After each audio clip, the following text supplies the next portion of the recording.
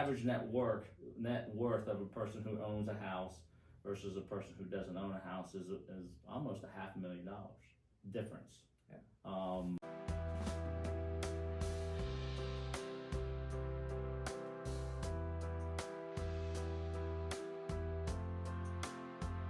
Welcome everybody. My name is KP Moinbet. I'm with Next Home Magnolia Realty, and today I'm doing an interview with my lender partner, Tuan Nguyen. We're going to be going over some commonly asked questions, some questions that we think are basic, but those are really important questions that clients will have. So to start up, let me have you introduce yourself. Yeah. My name's Tuan Nguyen. I'm with Cross Country Mortgage. Been in the industry for 25 years. This May will be my 26th year. I really truly enjoy what I do. This is a dream job of mine. People earlier today, they asked me if I'm okay with answering phones and things like that on weekends, and I'm perfectly okay with that, just simply because I enjoy it. So in my family, they get it. So that comes with it. Awesome. Yeah. So one of the, I'm glad you mentioned that, because one of the reasons why I enjoy being in business with you also is that you're always available. It's, I can always count on you. I know if my clients have questions, I can always call you or even shoot you a text and you're going to reply right away. Even if you don't pick up right away, you're always reaching back, definitely reaching back as soon as you can. So, and I'm able to include my team on that, right? So, I do have a team that work behind the scenes to help me, just control the flow of the day sometimes, right? And even on the weekends, they are involved on the weekends as well to help me,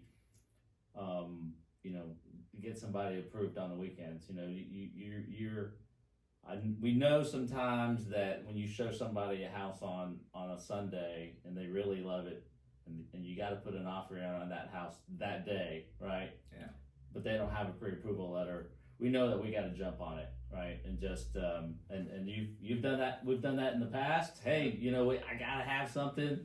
Yeah. And we're able to kind of put that together and get the buyer the house. Yeah. That's part of it. Yeah, and that's a great point, because especially now entering into this busy buyer season, I know sometimes it's always, people don't wait. Your competition is not going to wait, right. And buyers, sellers want to see those pre-approval before moving forward. That's so right.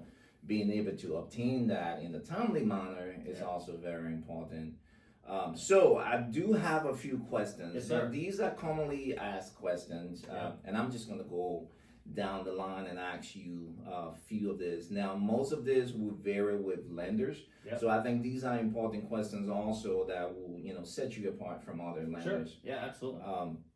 So the first question out here is, how long is the pre-approval valid for? Okay, so once I pre-approve you, that pre-approval is good for 90 days with me. Okay. Most of the time, it's going to be different with other lenders. Some people will just say 30 days, 60 days, but for us, it's going to be 90 days. And then there's some caveats to that. Once the 90 days comes and goes, I just need to have some conversations with the buyer. Hey, did you go out and buy something on credit? Did you go buy a car?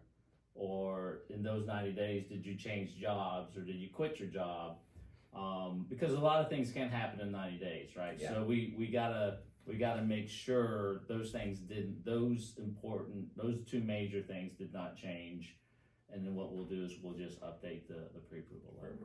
And that's another good point you brought up too, because I like that you actually inform buyers about that up front versus having them do that. Because I work with a lot of buyers sometimes that they got a house on a contract and then they're trying to prepare, they're buying furniture and other things, Yes. and not aware that that's going to affect the entire buying process. So letting them know that earlier in the process actually it's good. Yeah, and you know what, really, sometimes going to buy furniture or going to buy some things for the house that they're about to purchase, most of the time it's just not that big of a deal, right? But it's just going to be harder on them. They're going to have to provide documentation that this is what they did. Why did their credit get pulled again? Now you gotta explain that to the underwriter, right? Yeah. Now they've got a new payment of maybe $250 a month. Well, that might be okay for the loan, but we have to document all that. That's just more work, right? Yeah. It's already hard work to try to get through underwriting. When you do that, you're just adding on to it. That's all. Yeah. So. Yeah, that's a good point.